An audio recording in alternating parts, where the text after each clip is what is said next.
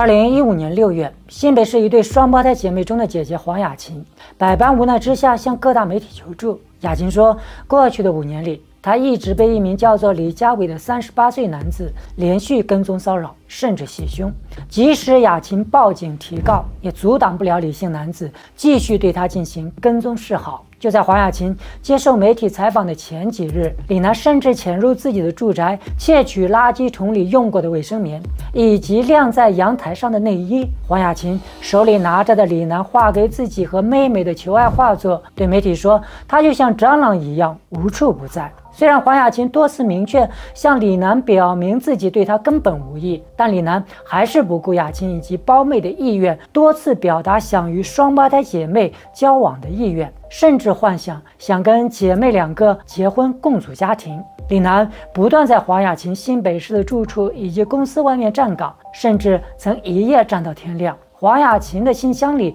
也不断收到李男幻想3人世界的示好书信，超过100封。跟踪他搭火车、搭捷运，虽多次报案，但李男未涉恐吓和伤害，警方只能劝离。他被迫多次搬家，但仍然被李男顺利找到。无独有偶，就在黄氏姐妹持续被跟踪骚扰，依然没法根本解决问题，只能拿到一纸保护令的时候，新北市一间电子公司担任主管的任家豪被自己公司的一名外派人员王小姐给盯上了。家豪说自己前后与王小姐交谈没有超过10句话，相识不过10几天，却被王小姐在接下来的3年里连续跟踪和骚扰。王小姐除了在家豪加班后将家豪堵在办公楼的出口处，还将自己告白家豪的示爱信放在公司员工打卡的打卡机旁，有的直接粘贴在公司的大门上。3年来，家豪收到的告白信高达上百封，一封封新婚主题的卡片，拼凑出王小姐为自己描绘的爱情幻象。许多信件王小姐更是直接以老公开头，她认为家豪与她是命中注定，只是家豪不肯承认而已。她说她之所以每晚来办公室盯梢，是为了与家豪约会。她更是多次在信件里要求老公赶快与现任妻子离婚。怎么样，朋友们？发生于新北市的这2起跟骚事件，对比广东茂名的那起19岁女子跟骚女护士的事件，只能说是有过之而无不及了吧。但很遗憾的是，上述的2起案件在跟踪骚扰防治法没有上路之前，即使当事人黄雅琴和任家豪报警求助也是徒劳。依据当时现行的相关法律，在跟骚者没有实质性对当事人造成人身物理伤害的情况下，即使报警也无法对其追究相应的法律责任。这又是为什么呢？鼓励大象马上开始。跟踪骚扰防治法草案，我已经跟你讲，跟了2年半，你还不放过我吗？大家好，欢迎收看《万象奇谈》，我是大象。要搞懂这个问题的症结，我们必须先要搞懂，在2022年6月1日跟踪骚扰防治法上路之前，当时台湾地区施行的相关法律现状。除刑法外，当时能够涉及上述2个案件的相关法律还有3部，其中包括社会秩序防治法、防家庭暴力法以及性骚扰防治法。虽然说上述3部法律法规针对跟踪骚扰的行为分别都有相应的罚则，但这些法律仅对特定的关系、特定的跟踪骚扰行为，甚至需要有特定的身体接触行为才会有效。这就使得上述2个案件当中的黄雅琴和任家豪难以得到保护的根本原因。很明显，发生于陌生人之间的骚扰跟踪行为成为10年现行法律的漏洞。38岁的李家伟高职毕业以后，当过美发学徒和工厂里的工人。2008年12月，与黄家双胞胎姐妹黄雅琴开始交往。有一天送妹妹雅琪回家的时候，看到双胞胎的姐姐黄雅琴，不料李家伟一时之间惊为天人，开始对姐姐雅琴展开疯狂的追求。自此，李家伟时常对妹妹说：“这是上天注定的缘分。”我们3个要好好在一起，我们要生活在一起，组成3人家庭。妹妹雅琪感觉眼前的这个男人莫不会是疯了吧，在说什么乱七八糟的事情，感觉李男精神似乎有些不正常，很快与李家伟提出分手。为了避免李男的纠缠不休，妹妹雅琪很快搬离了西址的出租屋。只是妹妹不曾想到，李男找不到妹妹，便对姐姐雅琴展开了无休无止的跟踪和骚扰。姐姐雅琴曾向媒体投诉说，李楠每天都会出现在她家的门口，美其名曰为她站岗，怕她一个人在家不安全，尾随雅琴上下班。同样也是担心路上有坏人对姐姐不利，李家伟分别以 A 妈妈和 B 妈妈指称皇家姐妹，并且明言想要与双胞胎姐妹共组3人家庭，多次绘制示爱图画。A 妈妈不让我进家门，我们一家没法团圆，并画出小孩喊妈妈抱抱，以此希望能够打动姐姐的芳心。2010年12月，黄雅琴实在受不了李楠纠缠，搬离了西址的住处。但很奇怪，李家维很快便跟踪到雅琴的新住处，还常常尾随雅琴至捷运站、火车站等一起搭车。有一次，黄雅琴气不过李楠持续跟踪和骚扰，上前与其理论，并用手机录像搜证，但遭李楠抢走手机，报警提告妨害自由，最后却只判服役，很快便交保出狱了。根据当时媒体报道的内容来看，当时判罚的依据应该就是《社会秩序维护法》的相关规定给予的治安处罚。这个又有点像大陆地区的社会治安处罚法，通常处罚不会太重，只会判罚单一的治安行为，且会伴有一定数额的罚款处罚。经过这次的治安处罚后，李楠的行为开始变得有些肆意妄为起来。黄雅琴几乎每天在自己出现的任何场合都能看到李家维，从早上出门上班开始，一直到晚上下班返家，李楠数次彻夜不眠地在自家门前站岗，搞得自己时时刻刻神经紧张，疲累不堪。数次报警后，警方似乎也拿他没有办法。依据现行的法规来看，李楠在公众场合尾随雅琴，没有发动攻击、恐吓等行为，警方也只能口头劝诫，但往往收效甚微。警察走后，李家维依然是我行我素，继续站岗，继续跟踪。2013年初，黄雅琴实在受不了李家维的骚扰，小心翼翼地搬到了新北市树林区，甚至为了断掉李家维的跟踪，雅琴换了工作。但是好日子没过几天，6月12日端午节当天，李家维突然又出现在自己的面前。我不需要啊，你都跟踪我跟了2年半，你还不放过我吗？手里拿着粽子，说是要陪雅琴过节。受到惊吓的雅琴大声呼救，就在2人拉扯之间，李家维用手袭击了雅琴的胸部。雅琴控告其性骚扰，但他被判罚服役出狱后，仍然持续跟踪。根据10年法院判罚的依据，我们可以看到，此次判罚的依据应该就是《性骚扰防治法》的相关规定。这部法律对非身体接触的跟踪骚扰行为基本判罚很轻，甚至交完罚款就可了事。此次李楠也没被关几天就放了出来。自此，李家维的骚扰行为逐渐开始变得离谱起来。2013年12月，李家维开始经常性的在雅琴机车钥匙孔处贴上纸条表达爱意。有天，他发现雅琴机车的钥匙忘了拔下来，偷拿复制后直接打开了雅琴的住处。根据雅琴的说法，李楠趁其不备，至少窥探自己的住处20多次，事后都还留下画作，示意他在自己的家里都做了些什么事情。李家维面对记者的采访，更是大言不惭地说：“我连他的日记都看过了，知道他用打不死的蟑螂来形容我。” 2015年6月2日，黄雅琴下班回家，惊诧地发现李楠正蹲在自己的家中厨房翻找垃圾桶，尖叫地逃离。报警后，警察从李楠的身上翻出了女性内裤以及已经被食用过的卫生棉。根据当时在场员警的说法，在李楠打包的物品当中还有一团疑似沾有精液的卫生纸。随即痛斥李楠有够变态，当场将其抓捕送办。但当晚李楠就交保获释，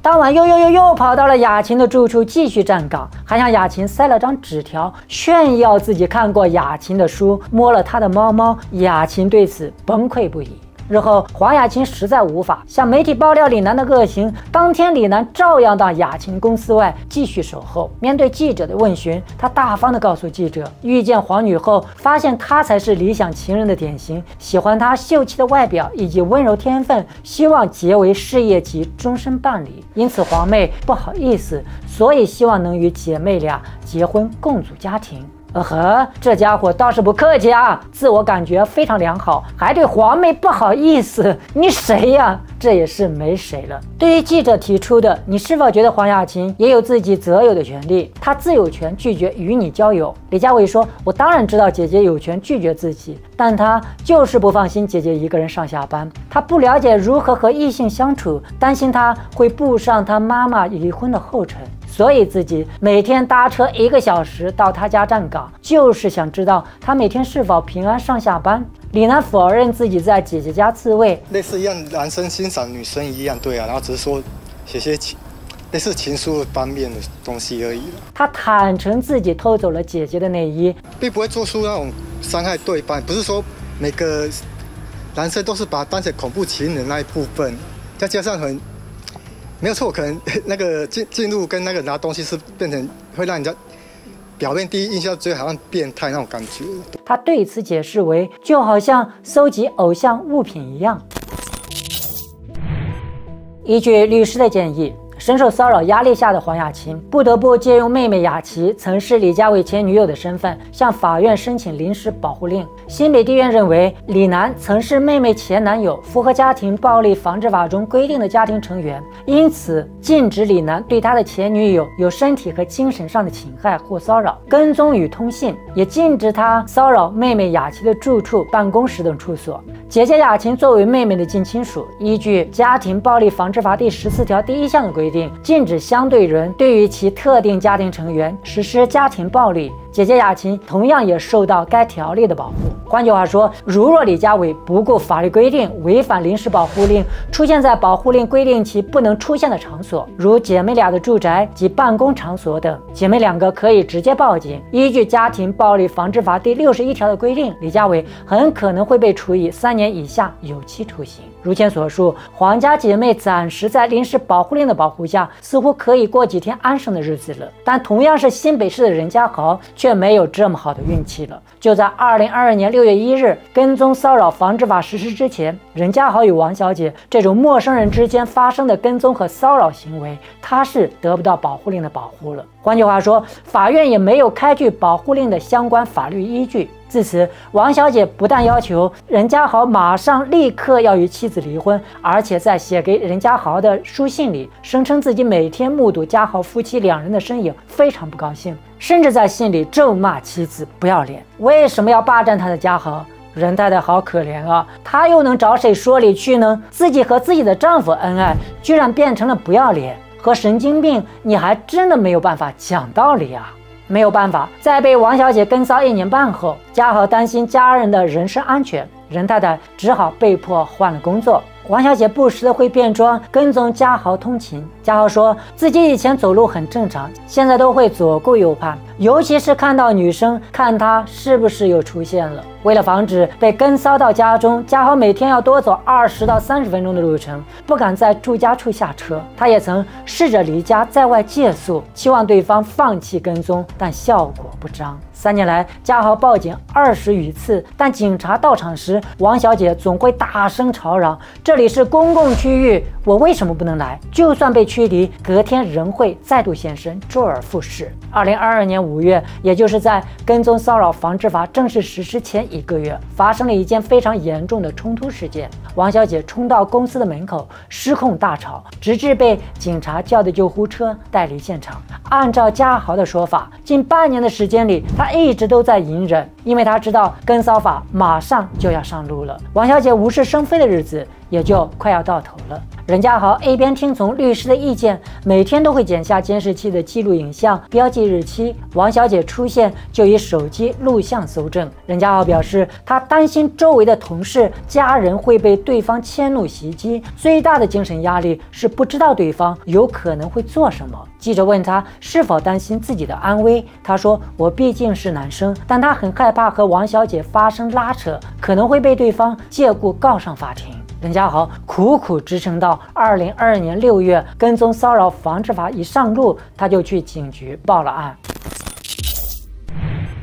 在这之前，台湾针对跟踪行为的法律散见于各法令，除了家庭成员间的跟踪骚扰适用于家庭暴力防治法的处理，针对陌生人、友人、同事、网友等跟骚行为，仅能以社会秩序维护法或性骚扰防治法处理，但前者罚则过轻，仅处以3权以下罚锾。后者针对肢体碰触的性骚扰设有刑罚，但对于没有肢体接触的骚扰仅有罚锾。这也是任家豪与黄雅琴姐妹一直报警却苦无对策的根本原因。然而，2022年6月1日正式实施的跟踪骚扰防治法则将跟骚行为明确入罪，只要实施跟踪骚扰，即可处1年以下有期徒刑。携带凶器跟骚者，最高可处5年以下有期徒刑。此外，针对被害人的保护，导入了书面告诫、保护令、刑事诉讼3道防线式设计。被害人报案后，由警政单位开立书面告诫给行为人，明确告知已违法。若行为人2年内再犯，被害人可向法院民事庭申请保护令。如行为人再违反保护令，则需面临刑责。若审理中法官认定行为人有一定的危险程度，再犯之余也可预防性羁押。此外，跟骚法对跟骚犯罪作出明确定义，将跟骚行为具体化为4要件与8样态。简单的说，当被害人日常生活中发现有跟踪、尾随等行为，经报警后，警方可介入调查。只要加害人有反复施行以下8种行为，且与性别有关，即触犯跟骚法。具体的说，对特定人反复或持续的实施违反其意愿且与性别有关的实施以下行为，使之心生畏怖，足以影响其日常生活或社会活动的，比如通讯骚扰、盯梢尾随、监视观察、歧视贬义、不当追求、寄送物品、妨害名誉、冒用个资等。另外，这部已经正式实施的跟骚法，针对跟踪骚扰案件的处理流程进行了具体规定。前述有提，就在跟骚法实施的当天，任家豪速到警局报案。按照跟骚法的相关规定，家豪先是申请书面对王小姐实施告诫。但令家豪始料未及的是，就在书面告诫核发1周后，王小姐非但没有收敛她的跟踪行为，反而开始变本加厉，由原来每天某个特定时段的跟骚，转为近乎每天的跟踪和骚扰。不止跟踪家豪上下班，还潜伏在公司大楼的某处，就连家豪上厕所的时候，有时都会赫然的在男厕里发现署名给自己的巧克力。跟骚法规定，行为人如在收到书面告诫后2年内再犯，即可申请保护令。1周后，任家豪就递交了人身安全保护令申请书。等待保护令核发的日子相当煎熬，王小姐仍旧维持高强度的骚扰，家豪为此又报警4、5次。家豪询问警察，保护令下来之前，我能做点什么吗？警察也很坦白，就说只能报警。足足等了40天，家豪终于收到了新北地院发出的第1号保护令，这也是全台湾第1张基于跟骚法发出的第1张保护令。大象在寻找资料的时候发现，这部发布于2022年6月的跟骚法涉及到的保护令与家庭暴力防治法里所涉及的保护令有着明显的区别。家暴法里的保护令区分为通常、暂时与紧急保护令3种类型，由家事法庭处理受审，且有明文规定核发时效，最快4小时内就需核发。但跟骚保护令则由民事法院审理，没有区分紧急或通常型保护令，也没有对核发时效做出明确规定。也就是说，上述所提的任家豪40天拿到的保护令，已经算是非常快的速度了。根据新北市政府警察局中和分局家庭暴力防治官李修度的说法，他在协助的另一件跟骚保护令里一直等了4个月才得以核发。就在任家豪保护令得以核发的当天，王小姐再度出现在家豪的眼前，家豪报警后当场被抓。其后1个月里，王小姐的跟骚一度消停。就当家豪以为噩梦就此结束之时，9月初，王小姐再度接连出现在他的眼前，最终3度违反保护令，被预防性羁押1个月。2022年11月底，任家豪与王小姐在新北地院对簿公堂。法庭之上，任家豪质问王小姐：“你为什么要这么无法无天的跟踪骚扰自己？”王小姐声称自己是得了躁郁症才会跟骚。家豪当庭申请申诉：“我的诉求很简单，就是希望他不要再跟踪我、骚扰我。3年了，我自己、我的家人、我的同事、我的亲朋好友被他无休止的跟踪和骚扰折磨得体无完肤。回想起被跟踪骚扰的这3年，如同一场不知何时才会完结的噩梦。”家豪恳请庭上可以让他处愈治疗。节目文案结束之前，我特意去查询了一下关于黄雅琴姐妹被李家伟跟踪骚扰案件的最新进展，但很遗憾，最近的一篇报道似乎已经停留在2021年4月14日中时新闻网的一篇报道。新北地院认为，李男已触犯侵入住宅罪，但经医院鉴定，李是受到爱恋妄想精神症状的影响，导致辨识行为能力减低。依据刑法19条，减刑后判拘20日，执行前需在医院监护2年，可上诉。幸运的是，雅琴姐妹虽然被李家伟持续跟踪骚扰5年，但当时还可以被家暴法所庇护。按照家暴法的相关规定，如若李男违反保护令，继续出现在黄家姐妹住所附近，可依照家庭暴力防治法第61条规定，处3年以下有期徒刑。以上，感谢收看今天的节目，记得订阅万象的频道，平安喜乐。